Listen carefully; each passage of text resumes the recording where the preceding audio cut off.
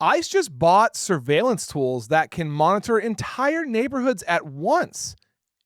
By the way, that includes US citizens. Oh, and guess what? They don't need a warrant. And most people have no idea that this has already happened. So what does this actually mean?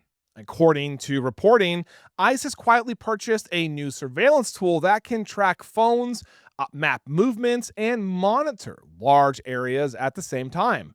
We are not talking about one person and one phone, right? This means entire neighborhoods. The systems we're talking about today include tools called Tangles and WebBlock. All right. They are designed to collect location and device data. So basically, they follow movements and patterns, figure out who is near who, and track where people go and, where they call home. Now, here's the part that should make every single American or person watching this pause and say, shit. Okay. According to reporting and documentation, by the way, these tools can be used without a warrant because the data is collected indirectly through other devices and networks. They found a loophole, basically. And that means that US citizens and non-citizens are swept up together without having to get permission. I mean, you don't even have to be suspected of a crime, guys. I mean, you don't have to be the target they're looking for. You just have to basically be nearby. And if you are, they got it all, right? And this isn't just about the location. Okay. According to reporting and technical experts, these systems can interact directly with phones in an area.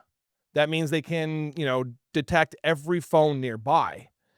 They can pull identifying information. They can see how long phones stay in one place. They can follow where the phones go next. And here's the part that people really need to understand as well. These tools don't just collect location and data. They can intercept communication signals from phones, even outside the area, not just from the person ICE is interested in, but from literally everyone nearby. Now, to be very clear and factual about this, okay, I want people to, really understand. If you're in an area that they're surveilling with this, you have no way of knowing what is being intercepted, how much is being captured, or where that data even goes. If your phone connects through one of these systems, your data can pass right through it. All of it can move through a system you were never warned about and never consented to. It's as if the technology that ICE and DHS is using is basically at that level that you would expect maybe the CIA to use, but not in our country, in other countries, right? Just today, Kristi Noem posted publicly about drones and surveillance inside the United States. This is that post right here. She said that drones are now, the new frontier of American air superiority, and not just for use at the border. I mean, she is saying that it is for inside the country. She also announced the creation of, a new DHS office focused on unnamed aircraft systems and counter drone systems. This is just one more example of why everybody should be freaking out. Now we're going to be having spy drones flying over our heads and monitoring us. Is this China? I just don't understand it. And guys, this is not a one-off program, obviously, as you can see, right? They are building infrastructure. Okay, this is a policy direction, and it helps explain why ICE now has tools that can monitor entire neighborhoods at once. So basically, this is not about one investigation. It's about building military-like systems first and then deciding broadly, how to use them later. And that's where the danger really sets in, because this is not normal policing, right? This is basically mass surveillance, which means everybody, including me and you, right? Traditionally, surveillance is used to, target a person, and they usually require, evidence and a court order. I mean, actually, I think what you usually have is a suspect. You already have probable cause, because you need probable cause to get a warrant. and the judge has to sign that warrant. But now we just have an ICE and DHS system that's basically going to be looking at everybody. So congratulations, you live in a police state. All right. And that basically removes one of the most important protections Americans have, actually, that anybody on and in America have.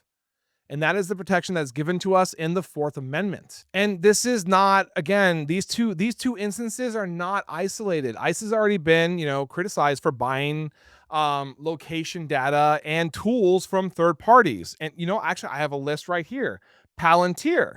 They actually bought technology to help track and remove individuals by integrating and analyzing data from various government and private sector sources. LexisNexis provides ICE with access to its database, which contains millions of personal records, including credit, utility, and motor vehicle information.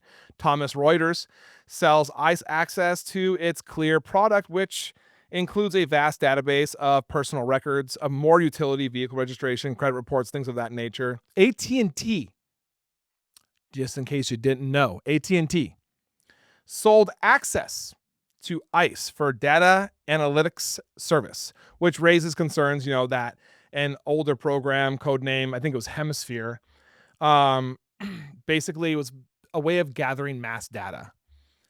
There's Cellebrite and Magnet forensics software, which I think helps them. Oh, yeah.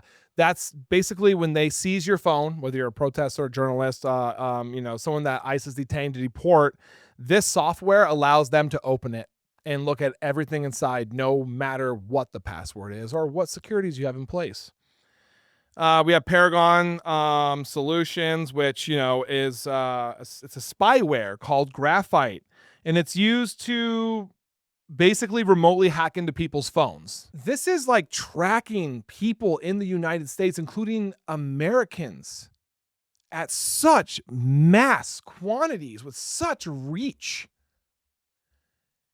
And they're tracking people without warrants and accessing databases that were never built for law enforcement in the first place. I mean, these new tools expand that ability. They allow agents to monitor entire blocks, track movements over time, and identify, patterns without ever knocking on a door. And once that capability exists, the temptation to use it will broaden. I promise you. This is not sticking just with ICE and what they're doing right now. This will get used. And this is where people sometimes say, well, this is about immigration enforcement, not about me or anybody else. But that's not how surveillance works, guys. I mean, if ICE can track phones in a neighborhood, follow people to their homes, and monitor movement without warrants, then the question isn't, are you undocumented? The question becomes, are you near someone ICE is interested in? Or did the DOJ ask DHS to use its new tools to spy on other Americans? Like, I don't know, journalists? Bystanders, immigrants, U.S. citizens, entire communities, anyone basically with a phone, basically anyone and everyone, right? Including you.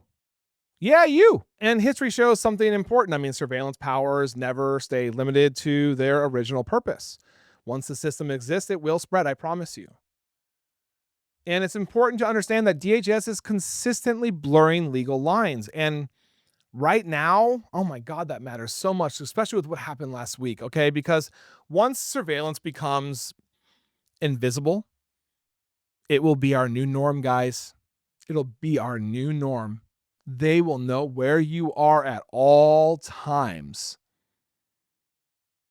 And guess what? Once that becomes normal, it will never go away. That I can promise you. Thank you for watching. I am Jared Zisser, and this is Ring of Fire. Please like, comment, and subscribe, and turn on notifications to make sure you are informed about everything important in progressive politics today. And if you are looking for fact-based independent reporting all day, every day, follow me here on Instagram or here on Facebook. See you in the next video.